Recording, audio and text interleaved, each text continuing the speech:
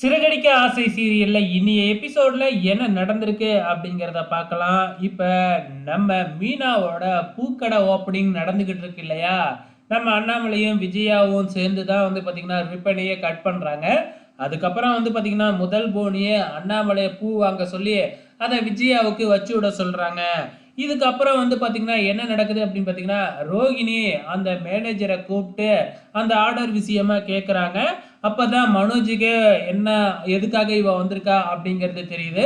அதாவது இப்ப இருக்கிற வீட்டுக்கெல்லாம் வந்து பாத்தீங்கன்னா நம்ம மனோஜோட கடையிலேயே ஹோம் அப்ளையன்ஸ் எடுத்துக்கிறதுக்காக இந்த ரோஹிணி தான் டீல் பேசியிருக்காட்டுக்கு.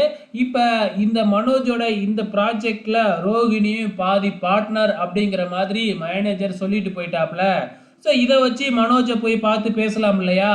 ஆனா விஜயா வேணாம் அப்படின்னு சொல்றாங்க. ஆனா இருக்கிற கடனெல்லாம் அடைக்கணும் அப்படின்னா இந்த ப்ராஜெக்டை எடுத்து பண்ணியே ஆகணும் அப்படிங்கிற சூழ்நிலையில மனோஜி இருக்கிறாப்ல. அண்ணாமலையும் வந்து பார்த்தீங்கன்னா விஜயாவை வந்து பார்த்தீங்கன்னா இந்த விஷயத்துல நீ எதுவும் சொல்ல வேணாம் அப்படின்றாங்க. இது ஒரு பக்கம் நடந்துகிட்டு இருக்கு. இந்த பக்கம் நம்ம முத்து செல்வத்தை கூட்டிக்கிட்டே நேரா நீத்துவோட ஹோட்டல்ல போய் நீத்துவை பயங்கரமா மிரட்டிட்டு வந்துடுறாப்ல. நீத்து என்ன சதி பண்ண போகுது அப்படிங்கறது ஆல்ரெடி நம்ம ப்ரோமோவிலேயே பார்த்துட்டோம். அது அப்கமிங்ல நடக்க போகுது. இப்ப நம்ம விஜயாவும் மனோஜும் மறுபடியும் வக்கீல பார்க்கறதுக்காக போயிருக்கிறாங்க. எதுக்காக போயிருக்கிறாங்க அப்படின்னு பாத்தீங்கன்னா இப்ப ரோகிணியோட சேர்ந்து நம்ம மனோஜ் இந்த ப்ராஜெக்டை எடுத்து பண்ண போறாப்ல இல்லையா? இதனால டைவர்ஸ் கிடைக்கிறதுல ஏதாச்சும் பிரச்சனை நடக்குமா அப்படின்னு கேட்கறதுக்காக போயிருக்கிறாங்க.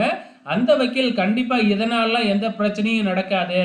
ஆனா இந்த ப்ராஜெக்ட்ல 2 பேரும் சேர்ந்து வேலை செய்யறப்ப 2 பேரும் பேசி சமாதானம் ஆயிட்டாங்க அப்படின்னா டைவர்ஸ் கிடைக்காது அப்படின்னு சொல்லிடுறாங்க. மனோஜ் இருந்துகிட்டு இல்ல இல்ல அப்படிலாம் ஒன்றும் நடக்கவே நடக்காது அப்படின்னு சொல்லிடுறாப்ல.